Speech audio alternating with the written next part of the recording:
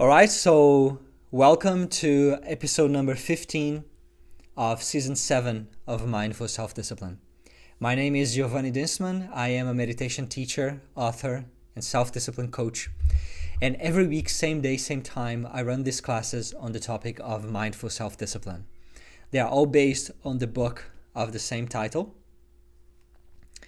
And so you can consider this a study group for the book. Now, if you don't have the book, don't worry. Anything that you need to understand this class will be explained in this class. But then if you like to go deeper, do the exercises, reflect about it, then you can get the book or the audiobook and learn more. So today we're covering chapters 29 and 30. Chapters 29 and 30 of the book. We are talking about two obstacles that we face when taking action in our lives. Procrastination was last week. Doubts and failures. So I am broadcasting this live here through the Insight Timer app and also on my YouTube channel. Wherever you're watching this from, welcome. Welcome Ines, Swiss, Pamela, Loretta, Norma, Georgina, Lotus, Trish, Pei, and everyone else. Now, on the YouTube channel, this class will be available for replay for 24 hours. And in some cases, I leave it available for longer. Nice to know that you are enjoying the book, Trish.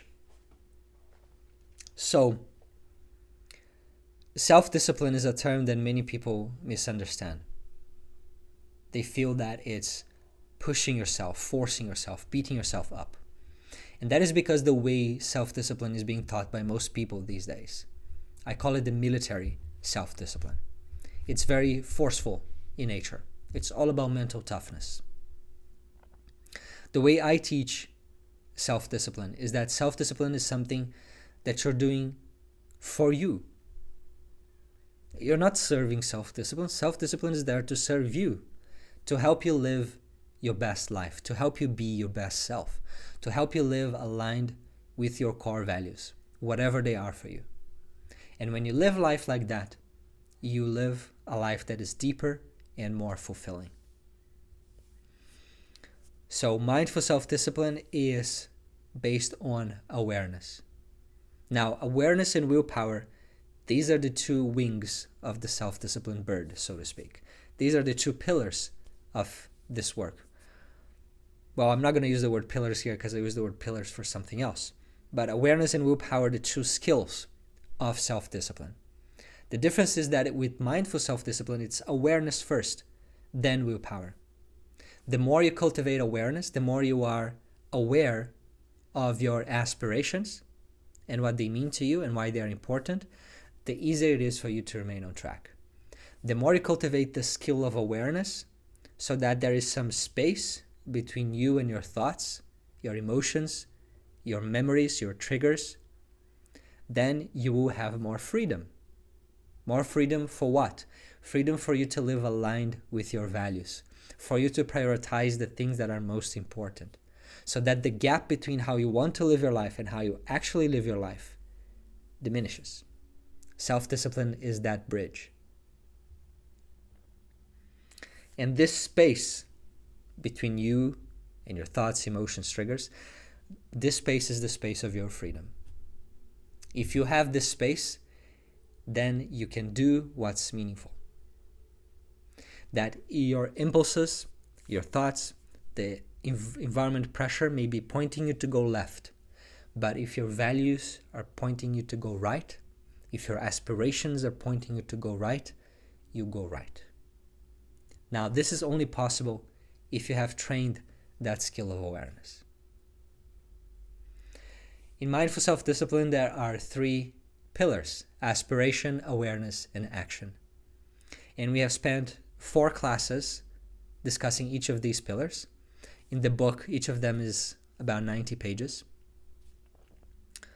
We have talked about the aspiration pillar, to get clarity about your aspirations, to get motivated to follow them, to pursue them, to translate them into specific goals in your life and to prioritize them in your daily life. And also cultivating the right mindset that will help you live an aspiration-driven life. The mindset of ownership, the mindset of self-belief or self-confidence that I can do this, that I can achieve this, and your willingness to sacrifice, to let go of things that are not aligned with your purpose. Then we talked about the awareness pillar, the 3 core practices of meditation, integration, which is the ALFA method, and reflection, and how you can use these practices to overcome distractions, excuses, and other obstacles that will come your way, to persevere on your path until you achieve the fruits of your journey. And now we are talking about the action pillar. Action is to live your purpose. We talked about how to create an action plan with goals and milestones and figuring out which habits you need to implement so that your action is organized and consistent. Then we talked about building habits, the cue, action, and reward. We talked about overcoming procrastination last week, one of the main obstacles in the action pillar. And today we're talking about 2 other obstacles, self-doubt and failure. Next week we're going to have a class on Never Zero, and that will be the last class of the action pillar. So here's where we are. I would love to hear from you. Of these 2 obstacles, which one is strongest for you? Self-doubt or failure and fear of failure? Please let me know in the comments.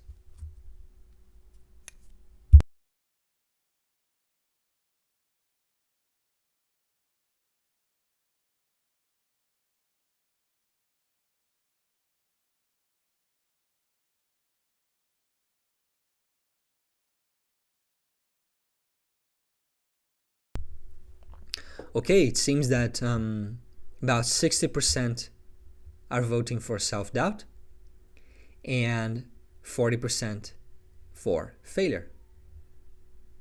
Okay. Doubt feeds fear of failure, absolutely. Sometimes it could be both. Yes. Fear of failure is the first topic that I chose to focus on as a meditation teacher. It's the first course I ever launched back in 2015, 8 years ago. And there is a summarized or shortened version of this course in the Insight Timer app. If you go to my teacher's profile page, you'll find 4 of my courses there. Overcoming fear of failure, letting go of regret, finding the best style of meditation for you, and developing your virtues. All right, so yes, there are overlaps, Carol. We fear failure. We fear failure because it may feed on our self-doubt. So there are overlaps. Okay. Now, let me start by covering doubts. Peace, we are covering chapters 29 and 30 of the book. And by the way, there is a summary of everything that I'm talking about today. Not the slides that I'm going to show, but the images in the slides, yes. And the content, the ideas, yes. All of this is summarized in the resources page. And in the resources page, you can also download the free workbook with practical exercises. And you can also learn more about the app. Now, how do you find the resources page? If you're watching this on YouTube, I am going to paste the link here.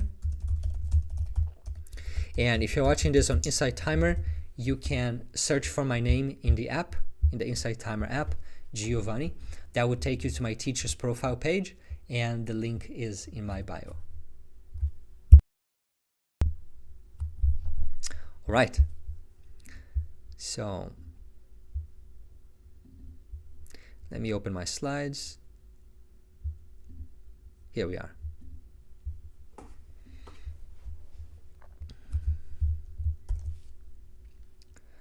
So that is chapter 29. Doubt kills more dreams than failure ever will. So this already talks about the relationship between these 2 topics. When you doubt yourself, you may not even begin. Or you begin, you move forward, but your efforts are kind of meek, kind of shy, they're not consistent, they're not really energized, because deep down you are doubting that this is going to work. And you're going through the process just so you prove to yourself that no, it's not going to work, so it's okay, I can accept it. Or maybe there is hope that it will, but it's only a hope. You are not committed, you are not determined to make it work. So is doubt an asset or a liability? It is both. That is the nature of things in personal development and the nature of virtues. That something can be a quality, a strength, an asset in some circumstances, and a liability in others. And if you want to become more complete, if you want to grow, then you need to learn that each one of your strengths is also a weakness and needs to be balanced with the opposing strength. And sometimes what you consider one of your weaknesses may be a strength.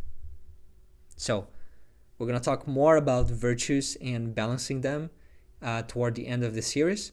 But as this pertains to self-doubt, no, doubt can be a virtue, but it has its shadows, right? As a virtue, it is the ability to analyze things, to tear things apart, to go deep into things, to have that inquisitive mind, to figure out what works and what doesn't, to be skeptical. And all of this can be good, but you can't use it in every area of your life. And we consider doubt a sign of intelligence. We consider skepticism and overanalysis as a sign of intelligence in our society. Our society is predicated on scientific materialism. We're very much in the head, very much cerebral, not so much connected with the body, the emotions, and not to talk about things that are subtler than this, such as intuition. And so this is a problem that many people have. Many people who come to me as coaching clients, they are brilliant people. They have jobs, high positions in amazing companies. But they're starting to see that what is a strength in one area of their lives is a liability in another area. And you can very well live your whole life just overplaying that strength, as many people do. And there's a lot that is possible for you, but there's a lot that will not be possible for you.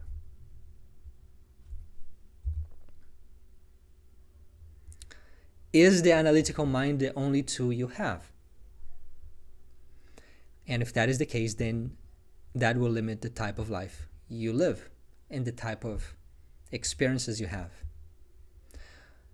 But if you realize that we human beings have more tools than the analytical mind, that analysis and reason are not the only way of knowing, that we also have the gut brain and the heart brain, and they have their own language. It's not fair to call it illogical. Maybe it is alogical, without logic, but not illogical. It's a different way of knowing. And in any case, when we are talking about our journey into whatever goal you have, it pays off at times to be naively optimistic. Will life pull the rug underneath your feet? Yes.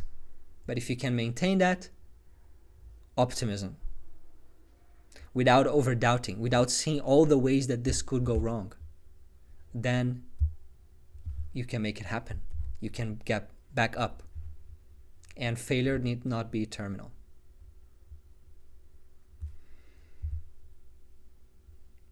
So as an asset, doubt can help us inquire and learn.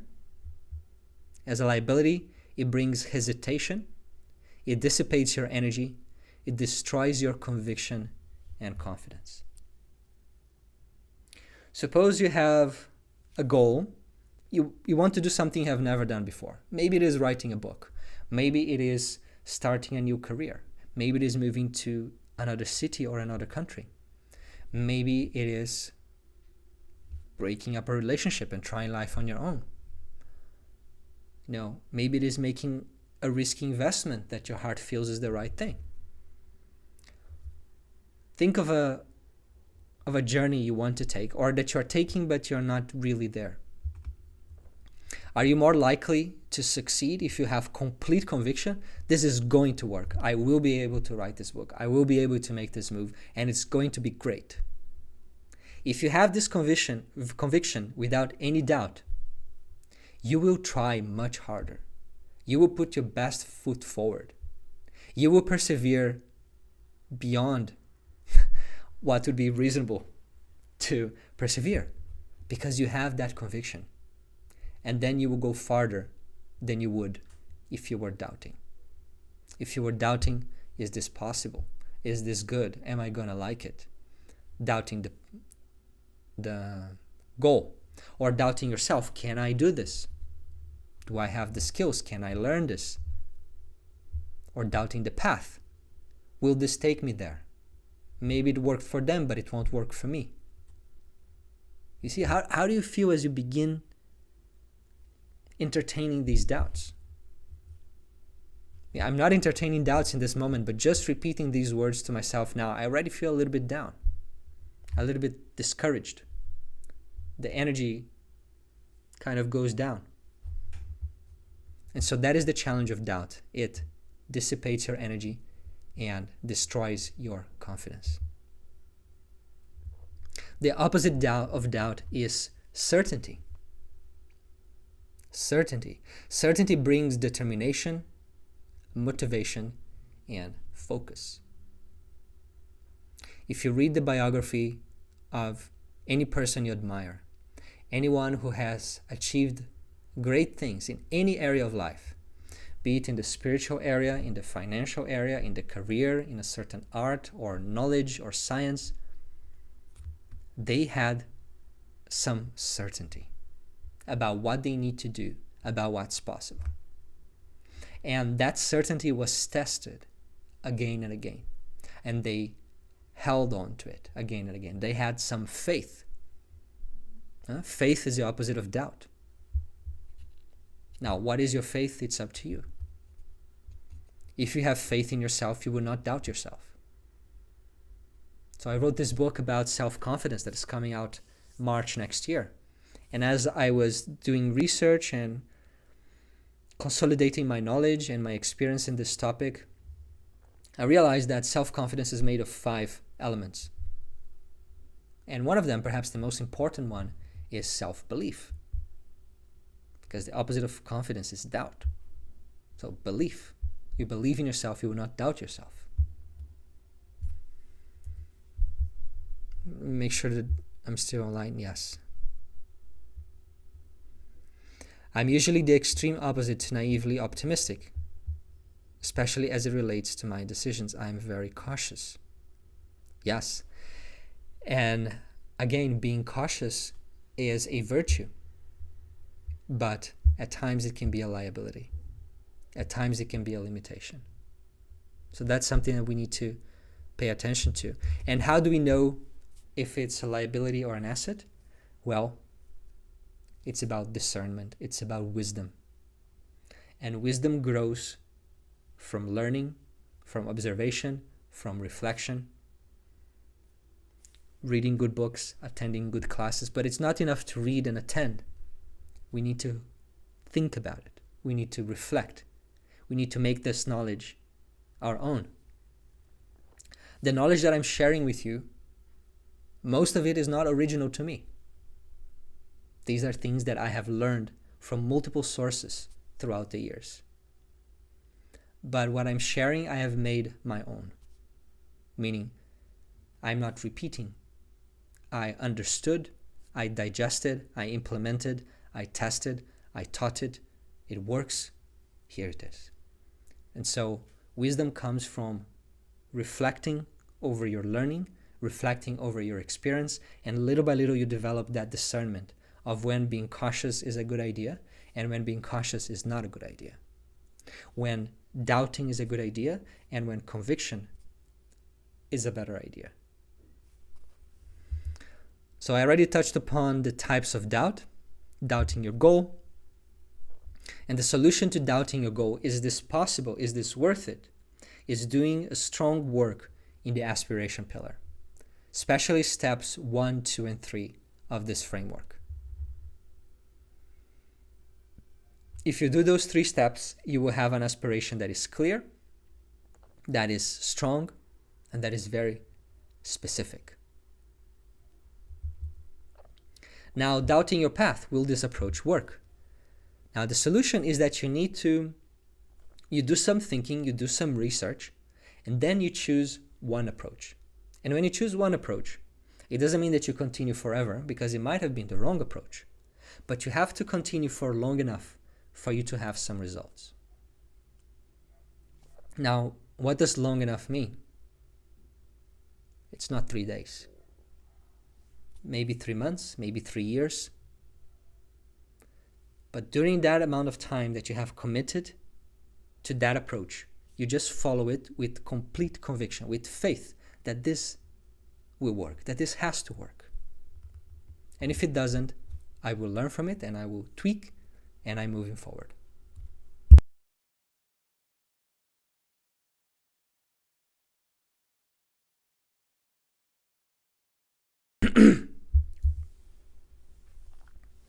Then doubting yourself. Can I do this? The solution is to cultivate self-confidence and self-belief.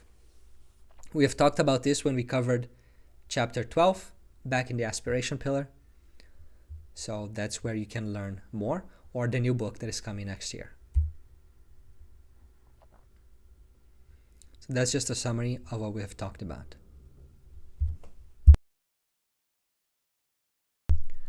Now, why do we doubt? Now, I don't have any explanation for that, just the image. Why do we doubt? It's not essential to understand the cause of us doubting, what's behind that conditioning, so that we solve it. It's not essential, but at times it can be helpful. The first one is that we are overly analytical. We trust our analysis because it has given us some good results. It has taken us somewhere. We don't trust our intuition. We don't trust our other ways of navigating life. And so we tend to use that tool for everything. We only have a hammer in our toolbox, and so we treat everything as a nail. Instead of trying to get other tools, we use that one tool for everything. Another possibility is childhood conditioning. That in the family that you grew up, perhaps your parents were not very supportive. Perhaps there was a bully at home. Perhaps people were speaking to you in a way that it was condescending, diminishing, dismissive. Perhaps everything you did was wrong. And when something was wrong, it was bad to be wrong. Many of us were exposed to conditioning like that, me included. Maybe it was in your home, maybe it was in your school.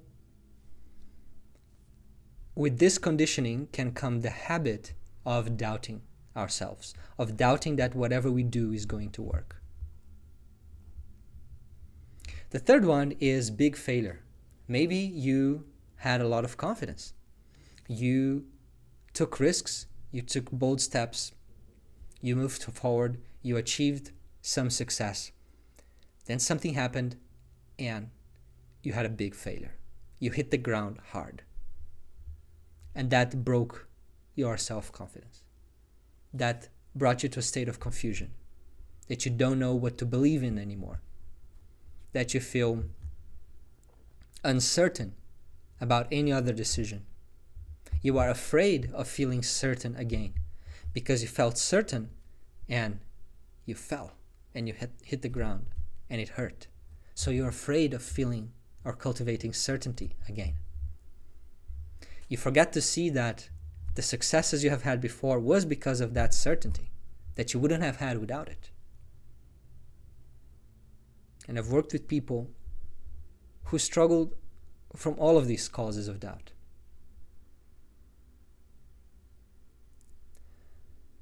The fourth one is bad company, meaning that people in your life, maybe family members, maybe friends, maybe your partner, they are pessimistic.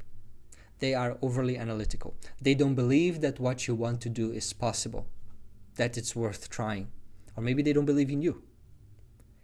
And that can get to us. And because of our mirror neurons and our biological need to fit in society so that we can survive, we internalize these feelings, these thoughts and ideas. And the fifth and last one is lack of perspective. That you started something and you expected to have success really soon, and you failed 3 times in a row.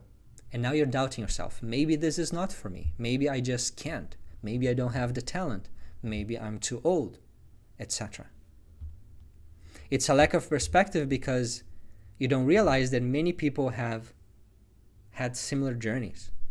They have failed that amount of times or more and went on to succeed in that particular path. So these are the 5 main causes of doubt. And I'd love to hear from you in the comments, what is the biggest one for you? Now let me know what's going on here. Let me see what's going on here.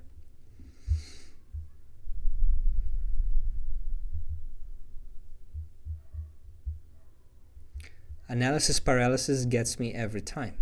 Yes. It's a form of doubt.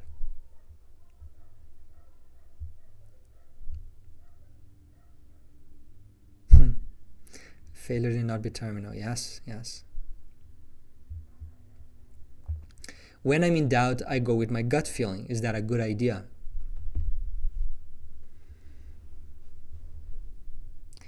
If your gut feeling, in general, yes. But it depends on how good you are to feel your gut feeling. At the same time, if I say this, you may start doubting your gut feeling, which is not really helpful. If you don't start listening to it, even though at times you may be mistaken, but if you don't trust that voice, it will not grow. So yes, trusting your gut feeling is good. There's a book, I forgot the name now, where he talks about the 3 yeses. That when you get a full body yes, meaning that your brain, your heart, and your gut, they're all saying yes. And they have different requirements. That is another way of thinking about it.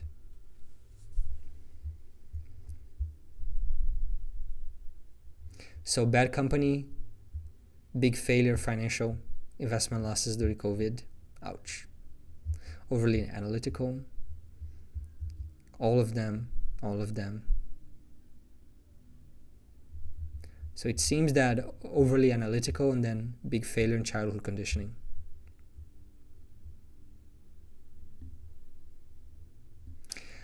I feel I'm overly analytical and have some trauma that keeps me feeling stuck. The trauma feels like a big failure, which led to lack of self-confidence and faith in myself. I would say that these are 2 separate things. Being overly analytical is a habit, a way of navigating life, a way of seeking safety. And the trauma is something else. Now, they may be related. Maybe you became more analytical once you had the trauma, a way to kind of find some certainty, but they are separate things.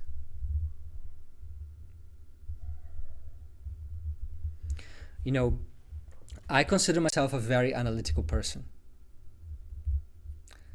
More so in the past than now.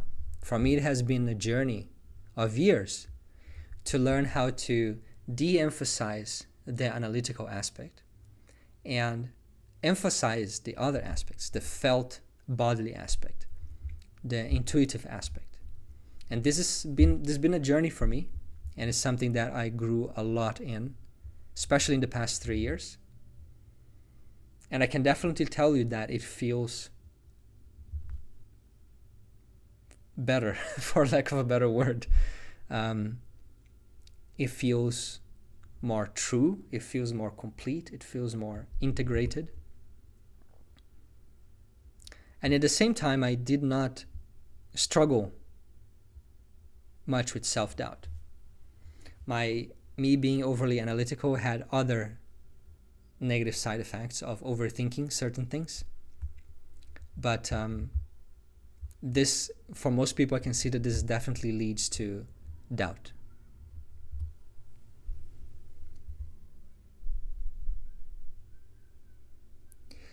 How do you overcome others around you contradicting and continuously making yourself doubt, losing so much energy and unhappiness? Joanne asks. If possible, and as much as possible, I would spend less time or no time, if possible, with people who are not aligned with your values. If these are some family members that you need to see them once a month, fine. Then it's also about learning how to not let that get into you. Having a strong vision of who you are and conviction about what's important for you and what is your truth, this helps. But at the same time, as much as possible, try to avoid company with people who are not uplifting you, who are not supporting the version of yourself that you want to be.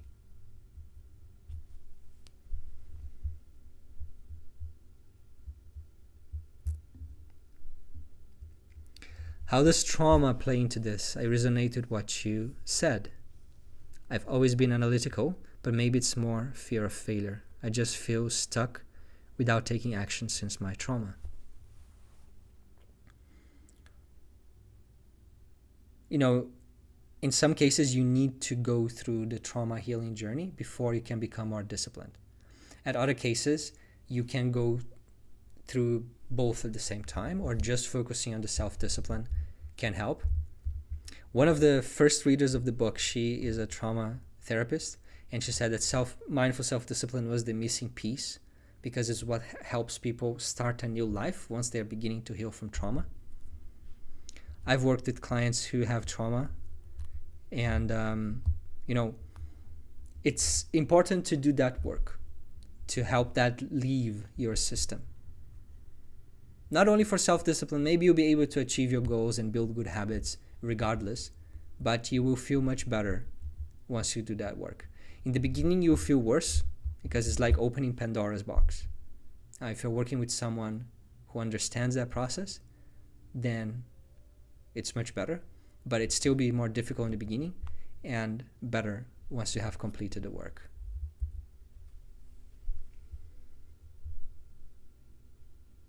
I believe in myself but hesitate starting. I get stuck with familiar patterns, avoiding all, the while believing that I can do it. My therapist recommends I focus on self-discipline. Great, so you're in the right place.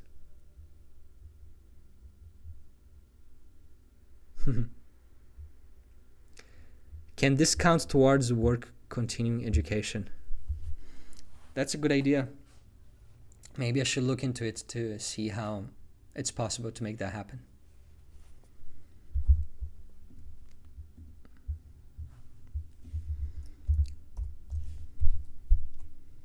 All right, so we talked about this. If the cause is bad company, then find better company. Seek the company of those who uplift you. And doing this will be a service to yourself and to others. Because when you're the best version of yourself, then you can serve in the world the best possible way. And for other causes, you can see the techniques that will be covered later on today.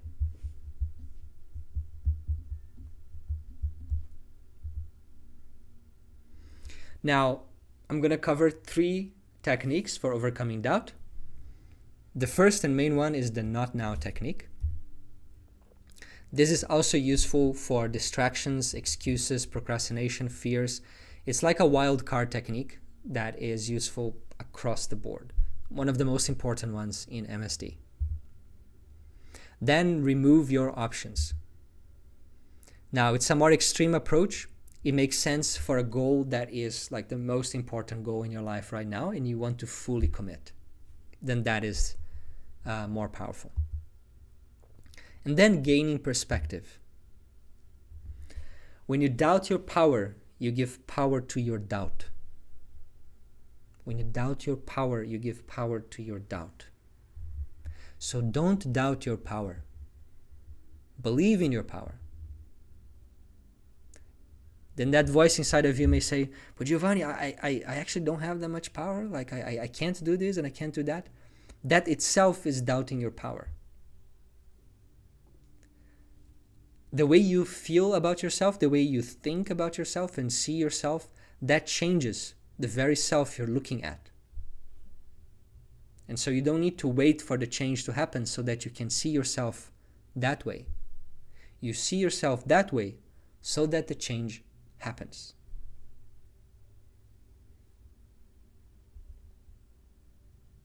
You don't need to wait for you to become the better version of yourself so you start doing more interesting things. You start doing those things so that you become that version of yourself. The not now technique, doubt can sometimes be helpful, but not always. It's not helpful if it prevents you from taking positive action aligned with your goals and values. So the not now technique is you choose a time period in your life where is a doubt-free experiment. That during this time, I am not going to doubt, no matter what. I'm not saying that I'm controlling my mind to the point that no doubts come. Although if you have intense determination, that will happen. But the not now technique doesn't have that extreme requirement. It is simply that during that chosen period of time, whatever doubts may come, I will say, not now. Not now. And not now is powerful because I'm not saying, no, this is not true. Because then part of you rebels. Part of you will justify why that is true. And you are entangled in that thought loop that goes nowhere. Just consumes your energy. Instead, you say not now, meaning that, okay, we may engage in this thought later, we may consider this doubt later, just not now. So, whenever doubt, fear, distraction, anxieties, drama come up, you say, not now. I am working on my aspirations. Not now. And you do so repeatedly until the end of that experiment. Now, that experiment may be an hour every morning where you set aside your insecurities and you just write or just create or just make the cold calls or whatever it is that you need to do. Could be an hour every day where you will not doubt, you will act. It could be a month in your life where you will follow a particular exercise regime or diet without doubting and questioning all the time if this is going to work or not. It could be a year in your life where you are pursuing a certain career opportunity or business idea without getting distracted with shiny objects and thinking that this is not going to work. So that period of time can be small or can be long. The same technique applies to meditation. When you're focusing on meditation, you're focusing on your breath or on a mantra, a chakra, whatever it is. And thoughts come. Maybe they are thoughts that you actually need to think, to solve things in your day, to figure things out, to remember things. But now it's not the time. Not now. Now I'm focused. Otherwise, it's just never going to happen. So not now, later. And then at the end of your thought-free experiment, you then go and review. Okay, now I can doubt. Is there anything that I need to question about this? Anything that I thought was a good idea, but it seems like it's not really a good idea? Then you can, on purpose, stop and think about it, review, make a decision, and then continue to move on with conviction, either on the same path or on a tweaked version of that path or another path.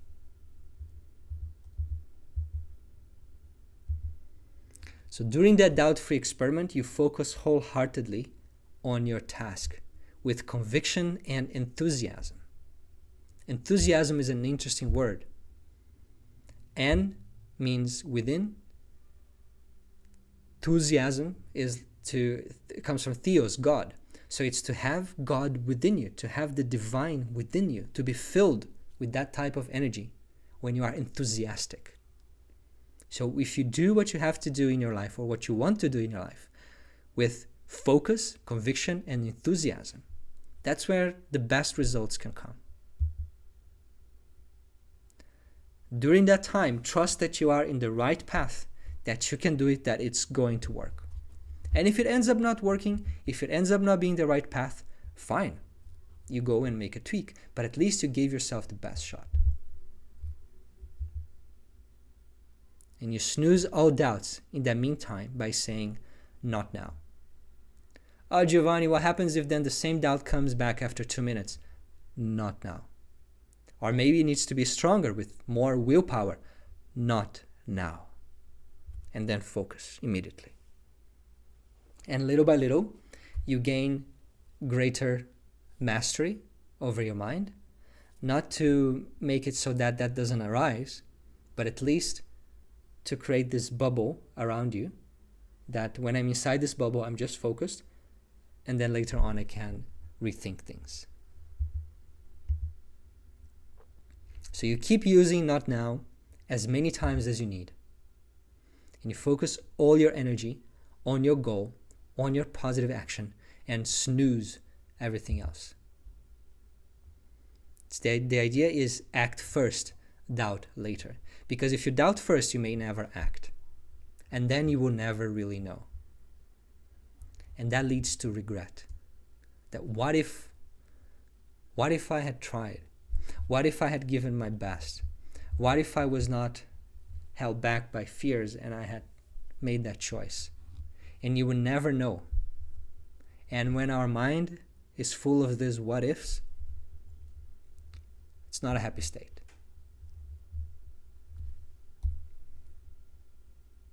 If doubt return, you say, not now again, with a firm, calm inner voice. You're learning how to set boundaries for your thoughts. And eventually your mind will learn. Eventually, you will become the master of yourself, the leader of yourself. Self-leadership, leadership by the self. That there may be other voices inside of you with other opinions, with other agendas, but they're listening to you. You're in the same team and you're the captain.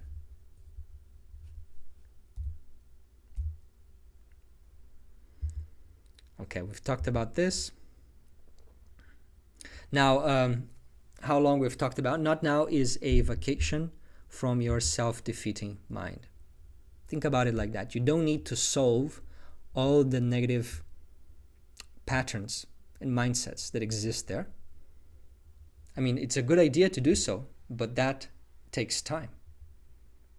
It takes effort and ongoing commitment. But in the meantime, you can at least get a break from it, so you can focus. This technique, not now, will not heal the pain behind. It will not heal the trauma that may be there. It will not heal the years of pessimistic thinking, but it will give you space to breathe and to take action even in the middle of all that mess. So that's the idea of the not now technique. All of this still exists, but it's not preventing you from taking the action you want to take right now.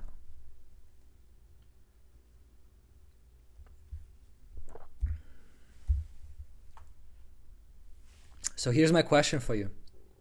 What will be your first doubt-free experiment? What is something that you will apply your not now to? What activity will you apply that to? What goal? Let me know in the comments. It's starting when? Until when? In relation to what habits, goals, or activities? So If there is one thing that you would take away from this class, this could be it. Making this decision and applying this technique.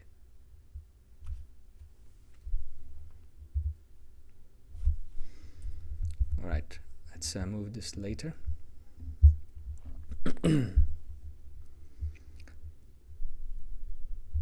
Okay, let me see what I missed here in the comments.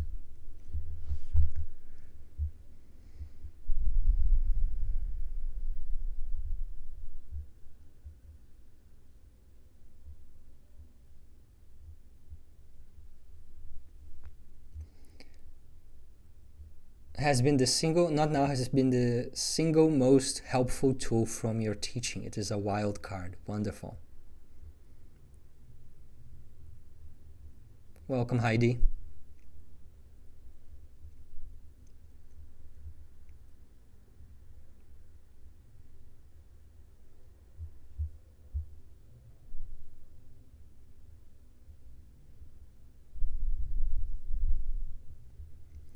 Not now, then forget if it's on your path, or continue with your bliss that keeps you connected. Kendra, I'm not sure I'm understanding the question. You're saying not now to the negativity, the doubts, the fears, the anxieties that could stop you, and then you continue on your path. And at the end of that, you will evaluate if you were on the right path, with the right approach, with the right mindset, etc. But not during.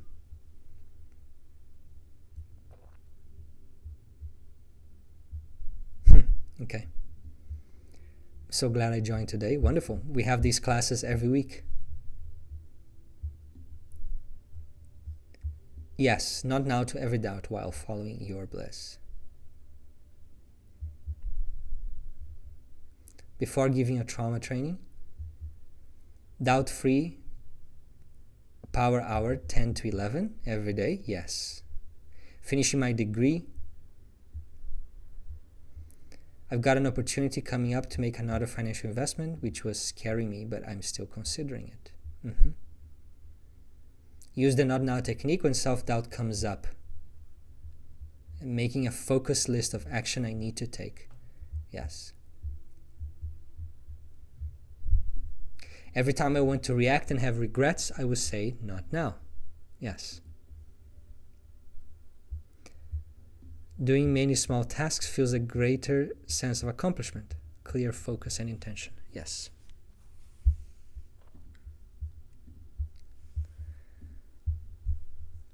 Where are we? Here.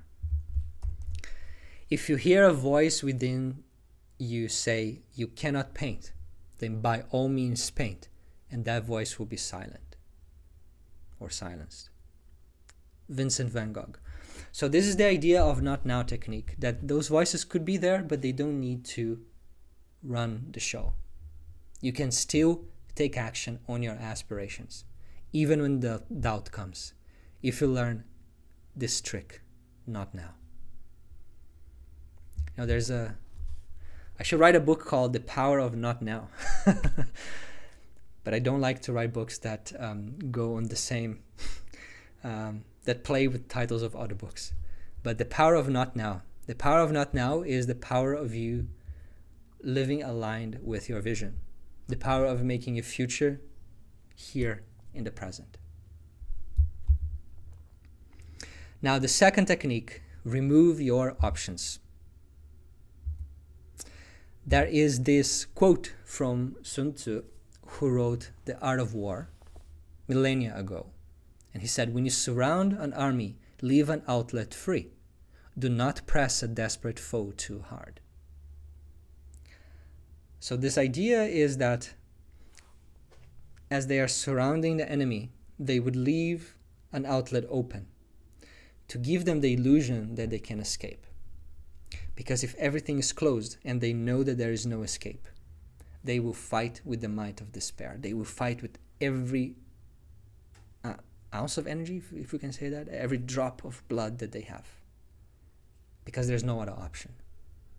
And so this illustrates a point that when we think we have other options, when making that change you want to make in your life is good, is a nice upgrade, will be lovely, but it's not critical. then you are just not generating all the energy that you could, because you have a plan B, C, and D.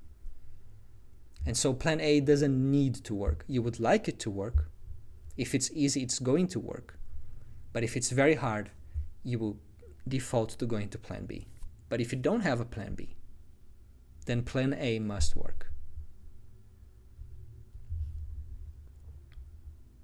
When you have many options, the mind gets scattered in many possibilities. When you have only one option, the mind has only one place to go. And another name for that is focus, determination.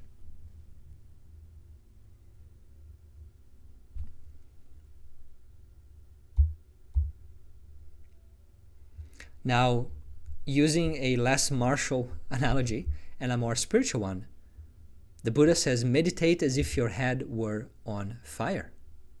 That's from the Fina Sutta. Meditate as if your head is on fire.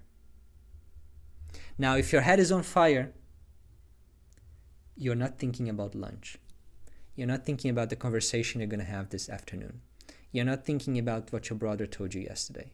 You're not thinking about any problems. You're just thinking about one thing: water. Now imagine if we can meditate like that. If you can focus on your breath like that. If you can take action on your life like that. If you can move forward toward your goals and aspirations like that. Like an arrow towards the target. You get tremendous velocity because there are no other options. There's only one path. You are focused. So that's what happens when we remove our options. Now, in reality, we're never really removing our options. There are always other options. Even if you don't have a plan B, if plan A doesn't work and doesn't work and doesn't work no matter what, you always have other options. Life goes on. But if you're thinking about them, if you're contemplating them, having them in the back of your mind as a cushion, then you're not going to fight with all your energy. You're not going to tap into all your energy and potential because you have other options.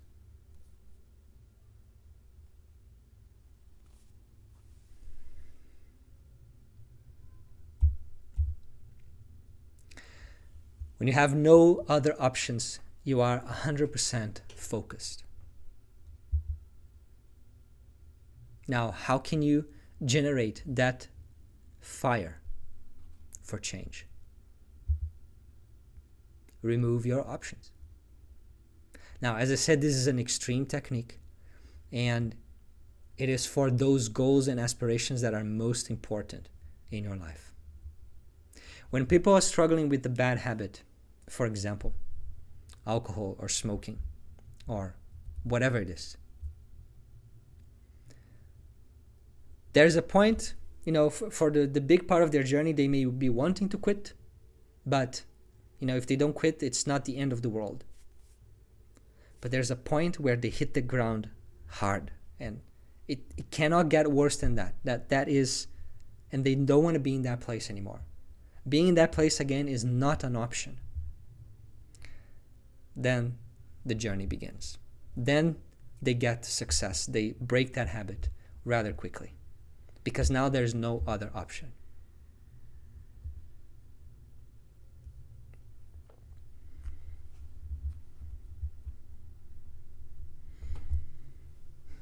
From time to time, examples come in my mind, and I have to see if I want to share it or not. That's why I stay quiet for a moment. If you have a plan B, if you have a safety net, if you have an exit plan, then failure would not be a problem. Then failure is not painful. Then failing is okay. And you won't be as motivated to avoid it.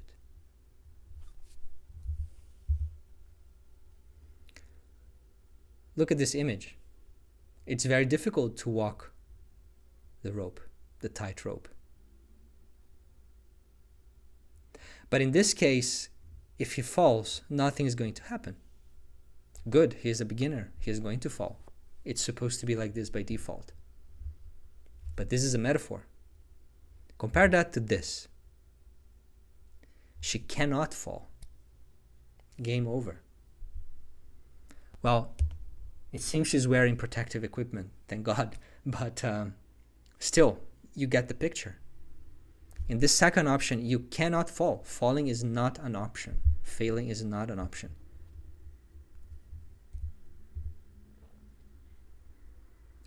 And so, again, it's the case that in truth, yes, it's always okay to fail. We have the ability to accept whatever happens in our life, however painful. We have the ability to start again. But if we are thinking about this, then even though this is true, we shouldn't consider it. Let that be the backup plan if there needs to be a backup plan.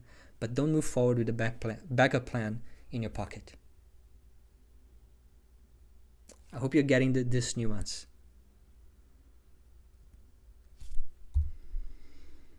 No failure can truly hurt you, especially if you're looking at the spiritual point of view. Your true self cannot be hurt by any failure. Everything is impermanent. Everything is going to pass. Thinking like this prevents suffering, but it also suppresses your fire. This is a mistake here. Suppresses your fire. Which is the reason why many people in the spirituality world, in the mindfulness world, in the self-love, self-compassion world, they are not that driven. They don't have that much fire and focus and motivation, because failing is not painful. I can always accept and love myself. And this is tricky. It's the paradox of life. I'm not saying that that is a bad idea. I'm not saying that you should hate yourself if you fail. No, that's not the approach of mindful self-discipline. But there is a balance point here that we can find. And I don't know if I am able to articulate this as well as I probably should. I know how to find that balance point in my life. That I know that whatever goes wrong is okay. But at the same time, I move forward as this cannot go wrong. I have to make it happen. There's that balance point.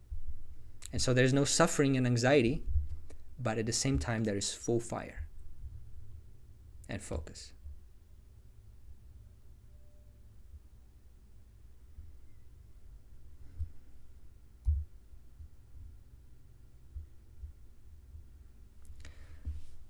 The insight here that is often not expressed. We all talk about the importance of patience and tolerance, and these are important virtues.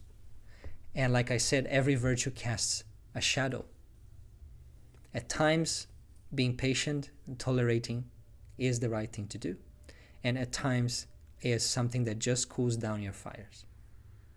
So you need to develop the wisdom, the discernment, to see when it's the right tool for the job versus when it's not the right tool for the job. Sometimes you need the ability to accept fully. Sometimes you need the ability to not accept at all. And in any case, we tend to get more of what we accept in our life. If we accept poor living conditions, we will have more of poor living conditions because we will not have the energy and drive to change them. If we accept that some people are going to be offensive and mistreat us, we're going to have more of that because we will not set boundaries. Here's where it starts to get really interesting as you go deep. One thing that is a virtue in one case, in a similar case, it's actually a liability.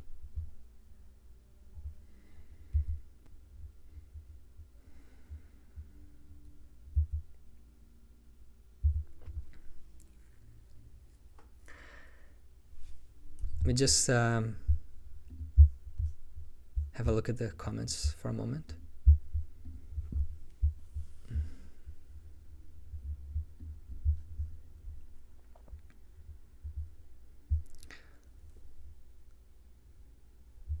Okay, what was the last one here?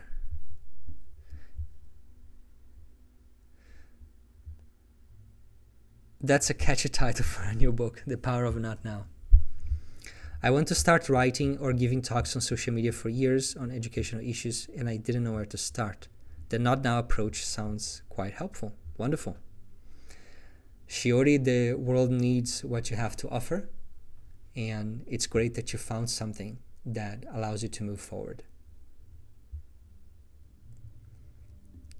And by the way, these classes are made possible by donations from time to time, I forget to say. If you are getting value from this class, if you're finding it inspirational, informative, helpful in making a positive change in your life, then consider leaving a donation to support my work. And there are other ways you can also support me by buying extra copies of the book or audiobook for you and your friends, or joining the app subscription. Thank you, Peace and Kathleen. Carol, how do you go into focus and not depression or despair? So, depression and despair is no fire. Your fire is gone. Cultivate your fire and put it to good use. That's how you avoid it. There is the state of enlightenment is a state without desires. It's a state without goals. It's a state without fire in this sense. But it is very different from the state of depression, which is also without goals, without desires, and without fires. In psychology, they call this, I believe it's anhedonia. And these two states are worlds apart,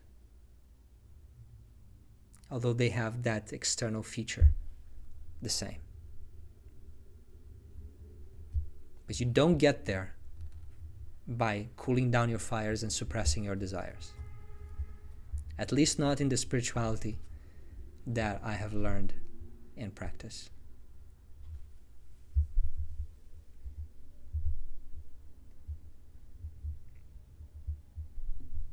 I find that other options are more fun, and that's part of my avoidant behavior. Now imagine what would happen if there were no other options. Can you speak more on having a plan B on projects such as writing or songwriting?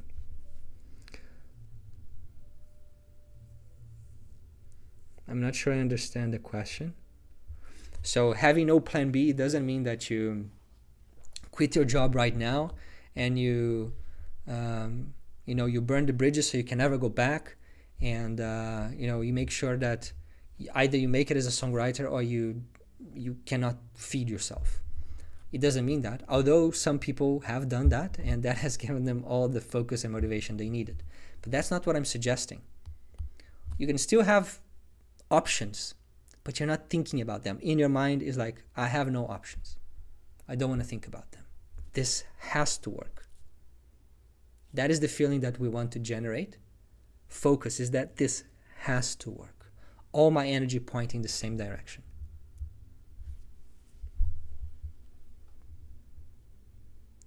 Yes, we don't want to suppress our fire.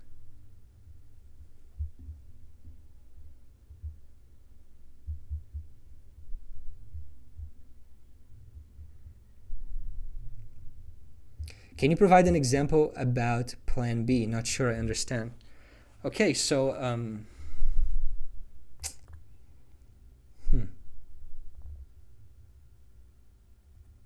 a Plan B is that I would try this, but if it doesn't work, I would do this other thing. If Plan A is important, if you want to make Plan A work, then don't have a Plan B. I just focus on Plan A. Thank you, Peace. Thank you, Sylvia, Rachel, Jacob, everyone else who is helping.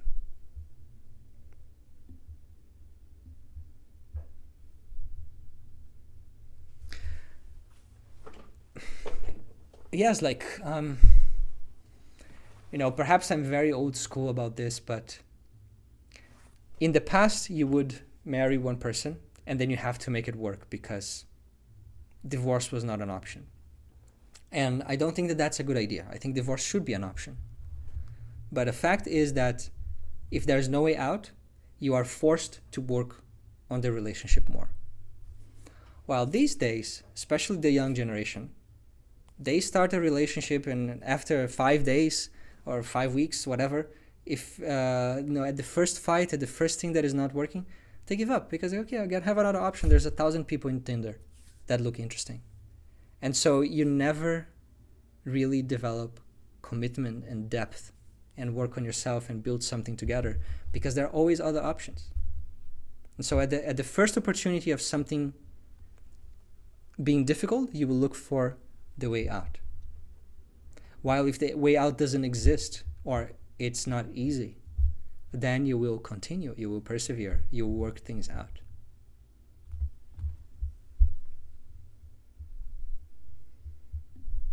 Enjoy the book, Karma.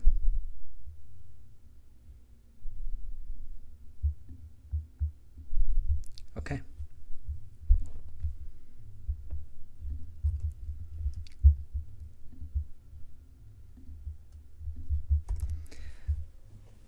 Now, there is this Swami called Swami Rama that I find extremely inspiring, together with Swami Vivekananda, who I quoted many times in the book, and also in the new book. Swami Rama used to say, I have to do this. Now, take a moment to feel how it would feel if you had no options, if you had no plan B, if you had to do this. Now, this have to is not the have to of conditioning, that people are forcing you to do that and therefore you wish you didn't have to. No. It's not the have to of discipline. It's the have to of self-discipline. It's a choice. It's a choice to let go of everything else that could be a dissipation of your energy, a distraction, a shiny object, and to keep yourself focused on making the most desirable version of your future life be the one that gets actualized. I have to is determination and commitment. Imagine if you had to make this change.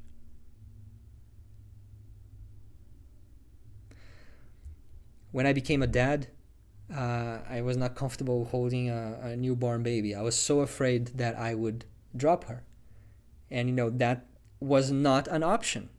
Dropping a baby is not an option. Ever. And so I had that in my mind. That no, I cannot drop her. Ever. This cannot happen. And so I that was a very clear understanding and determination. And so to the point that I bet I could be walking up the stairs half asleep and I'll still not drop the baby. That deep it goes into your subconscious. So this is the power of a determination. When you're determined about something, that this is what needs to happen and this is what I will make happen. This is determination. It's an expression of willpower. It comes out of the assumption that you have the power to make things happen, and therefore I am determining that it will be so. It affirms the opposite of self-doubt. It affirms self-belief.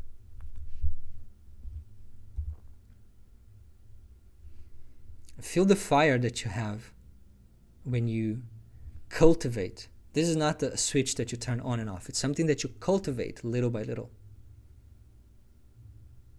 That fire. And you'll feel more alive. You will feel more powerful. That you can do more. Because you're tapping into deeper resources inside yourself. Doubt your doubts before you doubt yourself. Lewis Pugh.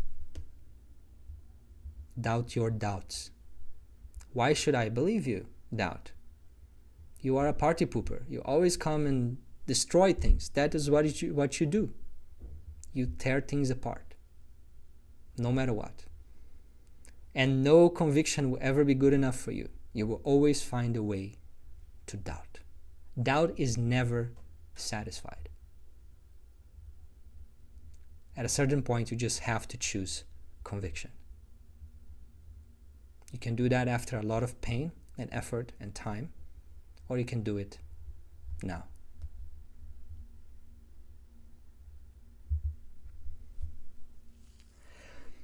The third method for dealing with doubts is gaining perspective. That requires you to zoom out. When you're zoomed in, you just see what's in front of you. When you zoom out, you can see more. Zooming out can give you temporal perspective of time, that whatever I'm facing right now, let me put it this way, whatever challenge you are facing right now, know that it shall pass. It's not going to last forever. It doesn't mean that you just sit back and wait for it to stop, because sometimes the challenge is you. Sometimes the challenge comes from you, and you need to take a hard look on yourself and see it, and then make a change. But if the challenge is what's happening around you, that you're struggling with something and you can't figure out, or the timing doesn't seem to be helpful, or I have created this, I've published this, and nothing seems to happen, this will pass. Just continue doing, taking action, giving your best.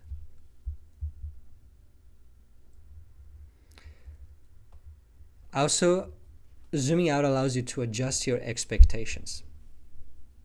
Your expectations about how long this is going to take, how much effort and sacrifice this is going to take.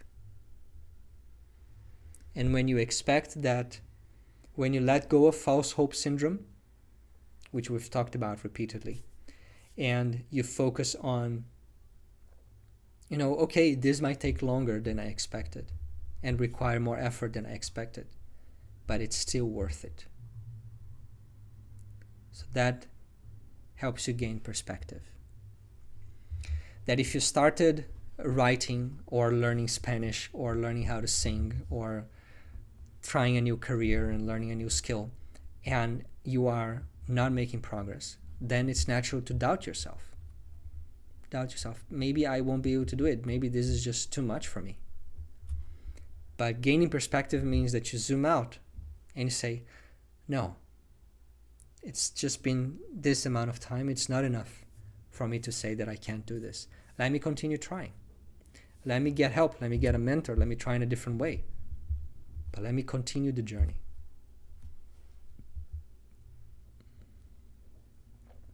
Gaining perspective is also about letting go of unfair comparisons. Don't compare your process with someone else's end result. That I'm here and that person is already there and I'm never going to be like that person. No, that person was here one day too. You're comparing your process with someone else's end result. That makes you doubt. So that's what I had to cover about doubt. We only have 15 minutes left. So we're going to have to cover failure very quickly.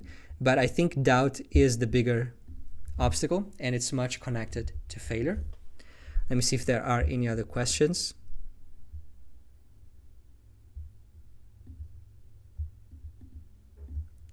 A plan B to me means that you don't believe you will achieve plan A.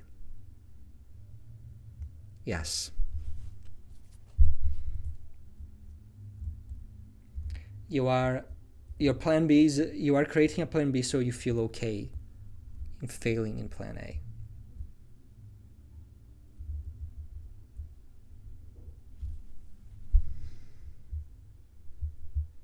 It's not an external should have to, it's an internal have to, yes. It is you determining your own path.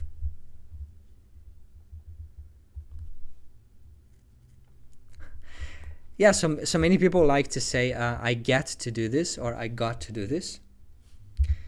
And do I want to open this Pandora box, considering I only have 15 minutes to finish the class?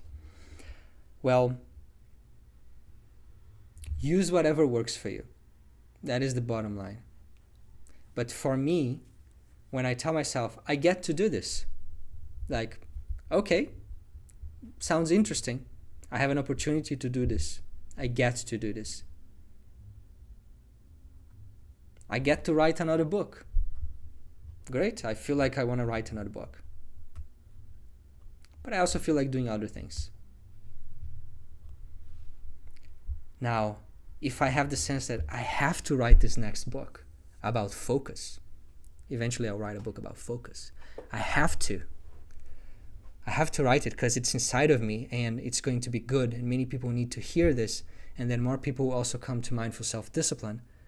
I have to do this. This feels very different to me. I have already allocated more energy to that path through this self-talk of I have to. No one told me that I have to, and I wouldn't listen anyhow. I have chosen that I want to, but I've just replaced the want to have to, because have to is stronger. Want to is more like a wish. Yeah, I want to. Which person is more determined to change their health habits? The one that thinks I want to stop having sugar, or the one who thinks I have to stop having sugar? I want to lose some weight, or I have to lose some weight, provided that it's internal, not external. This is a key difference. So you see what works for you.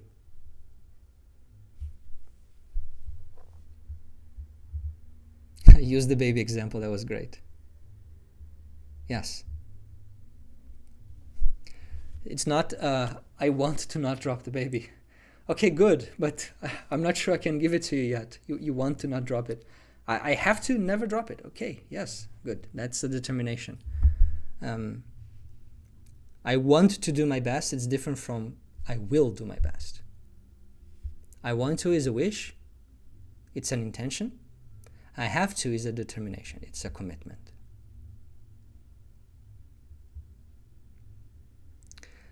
Question: when I say I have to go this, when I have to, I go to this, my inner teenager rages. Any suggestions? Okay, I'm not sure I understand the question, but maybe it is that something in you rebels against the I have to. It's because this only, it's an interesting point, this only highlights that there are internal contradictions in you. And if you just say I want to, or I'd like to, or I get to, then maybe those other parts, they don't rebel because they are not threatened. It's like it's not serious enough. But when you say I have to, then like whoa, no, maybe, maybe that's not a good idea. Hold on there. Who says that you should do this? So as you increase the determination and the commitment to a particular path in your life, other parts of you that may not be on board will come up and speak. And that could be through rage, through self-sabotage. And that's an opportunity for you to see those internal contradictions, those resistances, and work through them. Now, it doesn't mean like, okay, I'm going to make a lighter commitment so that those parts don't come up. That's not helpful, because then you can never solve those conflicts.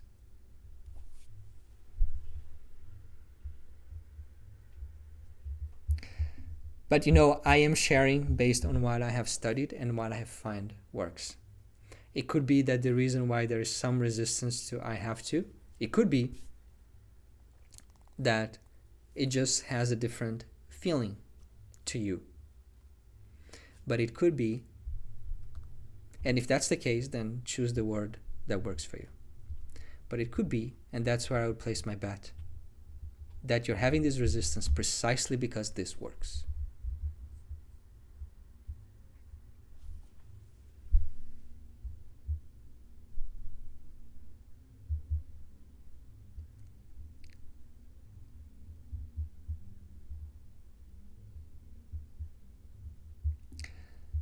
when I say I have to or will, it feels like fake it till I make it. Not ideal, but it's a start. Huh. Interesting. When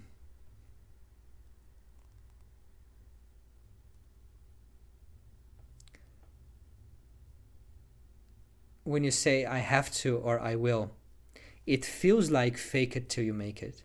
Because there's another part of you that says like, I cannot really say that I will. I cannot really say that I have to, because I don't know if it's going to happen. But okay, I'm going to say I have to as if I know it's going to happen. Am I reading this correctly? And this part itself is the doubt. Is the doubt that we're trying to, is the doubt that we're trying to say, I'm not going to listen to you. You're telling me I cannot paint, I will paint. But yes, you can say that it's like fake it till you make it. The important thing is that you cultivate that conviction. And it's not something that you can just turn on like a push of a button. It's something that it gets cultivated little by little. I say that one day I'm going to write a book about focus, that's for sure. I have to. Now, one day I might write a book about determination because it's such a key concept.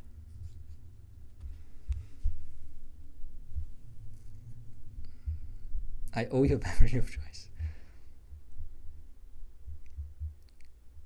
How does fear of failure? Okay, I'm going to briefly cover fear. And then the rest is going to be in the resources page. Okay, or you guys can review chapter 30 of the book.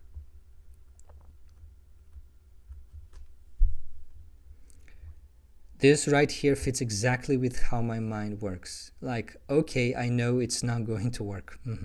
It's the self-doubt voice. It hasn't worked in the past, so why would it work now? And that's the thing, the voice of self-doubt is so clever. It is so smart.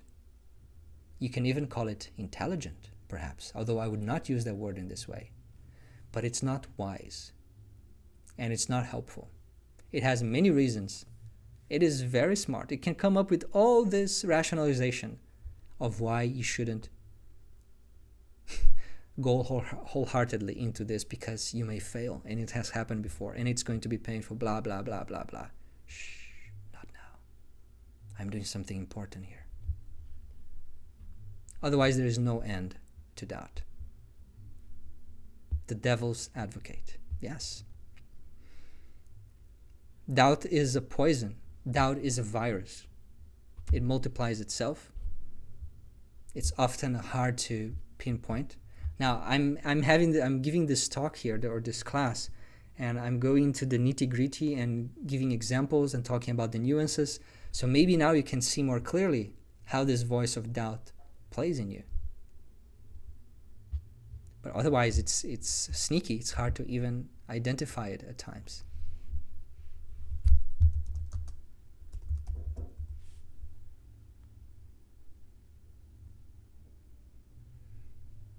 Okay. Thank you for recognizing the emotional energy aspect of decluttering. Yes. All right, let's cover what we can about fear of failure.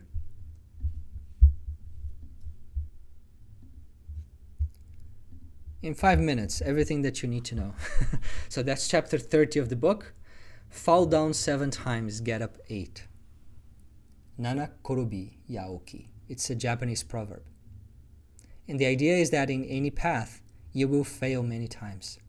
But if you have determination, here we come again, then you have already decided that however many times you fall, you will always get up. Now, a contingency plan, I'm not going to go through the slides one by one because we don't have time. A contingency plan is something where you plan, just this last one here, if I face this obstacle, I will have that response. And creating a contingency plan is extremely important. It's something that I go through with most of my coaching clients. it helps you build habits even when you would otherwise not. So for example, if you have a commitment of, I will do an hour of spiritual practice, meditation practice, piano practice, whatever it is, at 7 a.m. in the morning. What will I do if I don't wake up on time? Well, if you don't have a contingency plan in that moment, you'll probably just skip. But if you have a contingency plan, you have already decided beforehand how you will deal with this obstacle.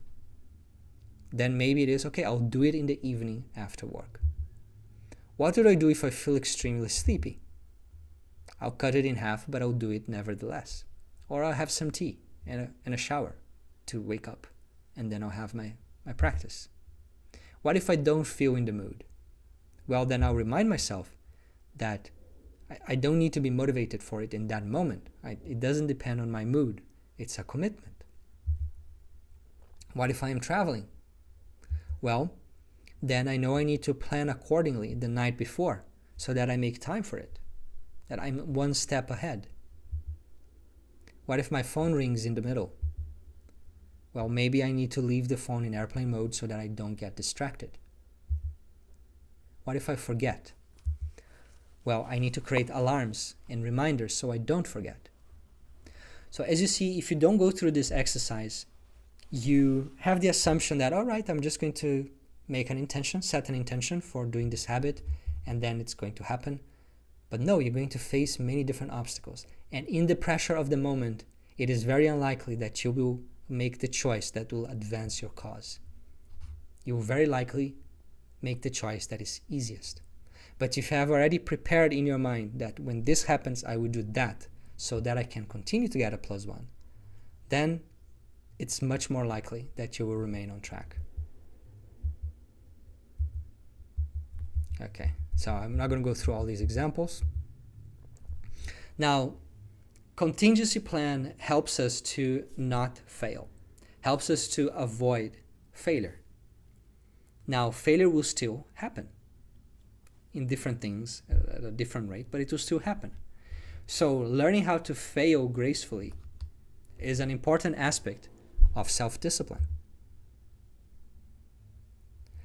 So everything we have talked about in this system is to help you succeed at making the changes you want to make in your life, be them external changes or internal changes. Now, you will still fail from time to time. It's unavoidable.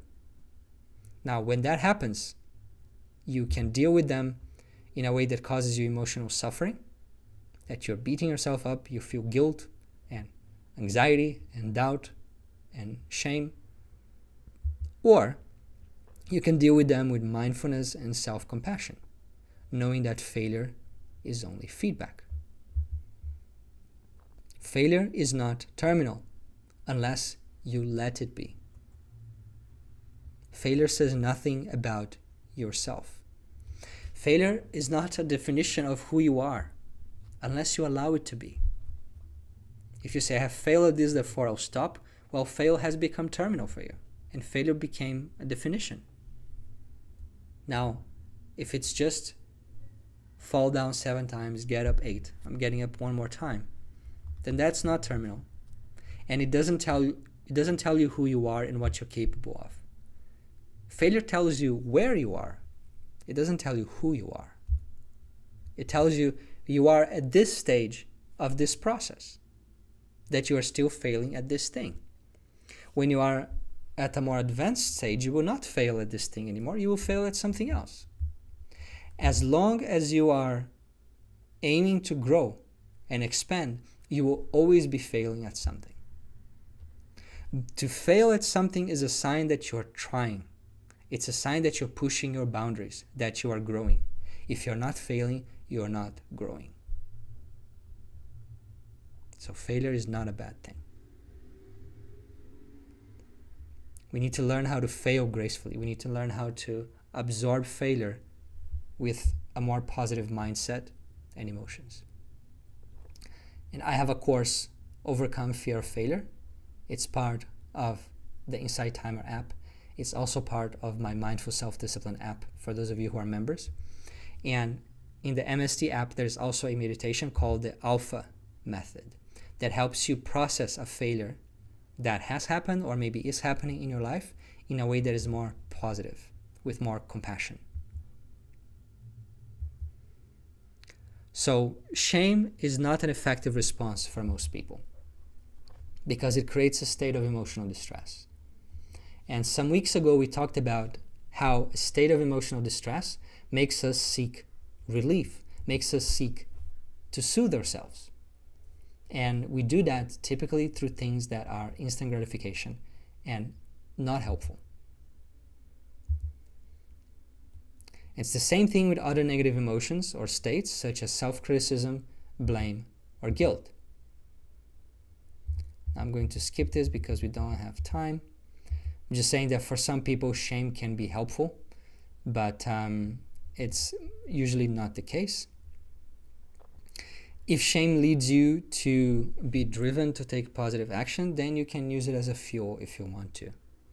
But if it leads you to indulge and procrastinate even further, then it's better to practice being kind with yourself and fail gracefully by using the ALFA method.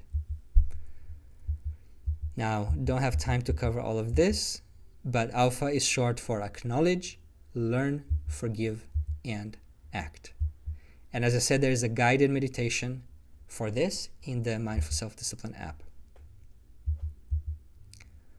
All right, enjoy the guided meditation. Now, conclusion is challenge your excuses on your path. Visualize yourself overcoming all obstacles, and you can use the power visualization meditation for this. There are step-by-step description in the book, and there's the guided meditation in the app. Create a doubt-free experiment where you repeatedly snooze all doubts, all negativities with not now. Act as if it was impossible or unbearable to fail, as if you have no plan B, as if you have to make this change, and then you'll be able to generate full focus and motivation. But if you do fail, learn how to accept, learn from it, forgive yourself, and start again. The remove your options is full fire, and then the ALFA method is the water. You act as if there's no plan B. But if you fail, yes, there is a plan B. There's always a plan B.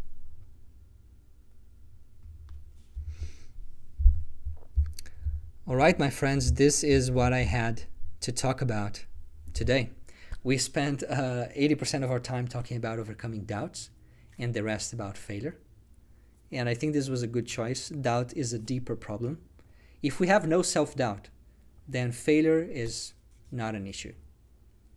There could be some other negative emotions unrelated to doubt that make failure an issue, but for most people, the real problem is doubt. All right, now it's the last time if you want to ask a question.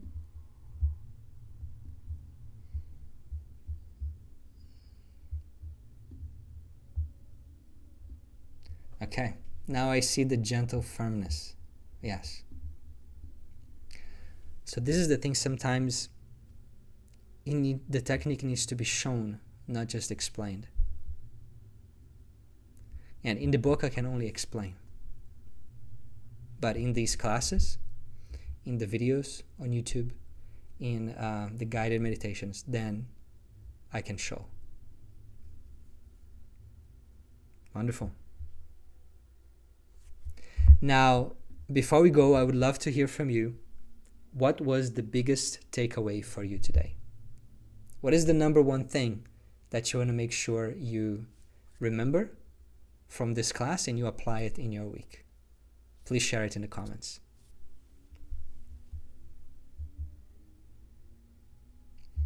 Kathleen, in the moment of failure, what is the most useful technique to stay grounded? The ALFA method. Removing options, the doubt-free experiment, not now, not now. Not now, the doubt-free hour. Wonderful.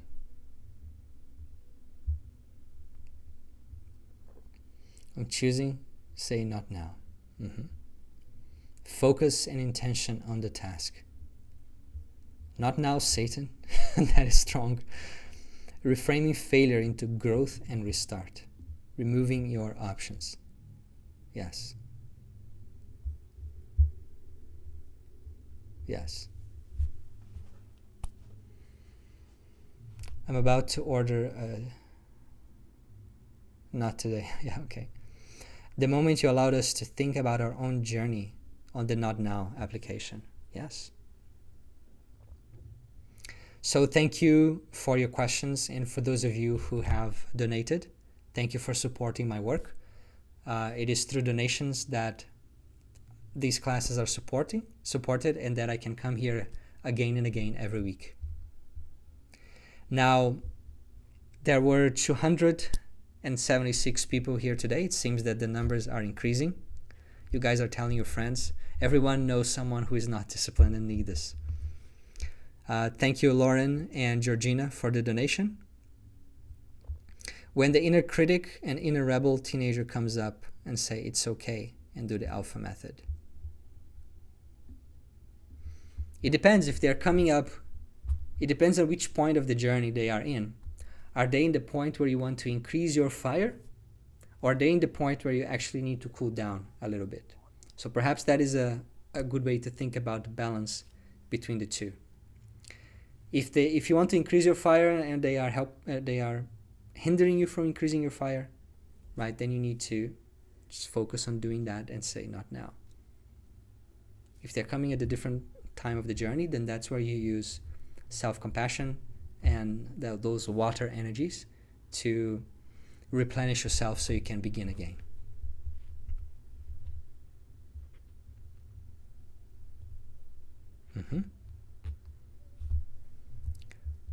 Is there a donation through PayPal?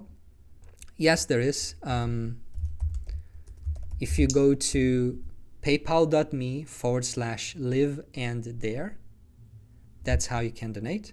Or you can send me a direct message on Insight Timer or through my website, and I'm happy to send you the link. Yes, it's this one here.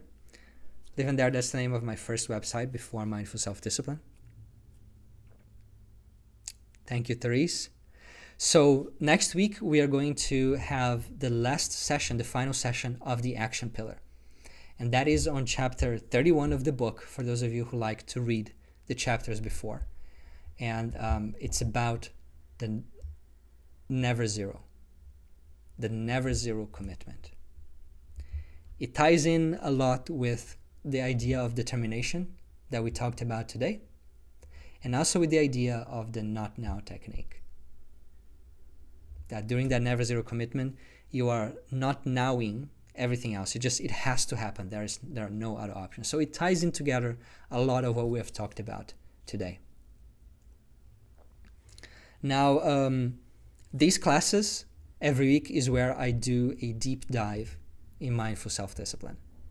In between these classes, if you want to stay connected with me and my teachings, you can follow me on YouTube, where every day I publish a 1-minute video about mindful self-discipline and all these different topics. Or you can subscribe to my newsletter, where every Monday I publish a new article on this topic. So, any other questions? Can I create a faculty learning community at my university for your book? Sure, absolutely. And let me know if you need anything from me. All right, so I hope to see you guys next week, same day, same time. And until then, stay disciplined and take care.